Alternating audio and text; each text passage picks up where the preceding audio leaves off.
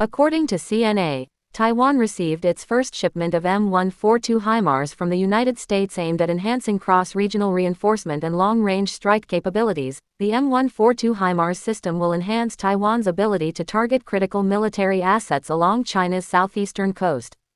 For the first time, Russia's fifth-generation Su57 stealth fighter jet has landed in China to participate in the Airshow China 2024 in Zhuhai. During the airshow, the Su57 will be featured in both static and aerial displays, highlighting its stealth technology, supermaneuverability and advanced avionics.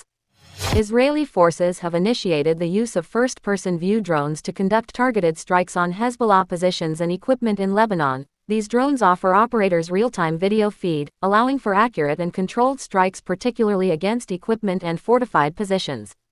The Tu-42 Lotos self-propelled howitzer, developed by the Central Research Institute for Precision Engineering, is advancing towards its state testing phase. The Tu-42 Lotos showcased its maneuverability and operational capabilities in a live dynamic presentation, developed to replace the aging Nona self-propelled artillery cannon.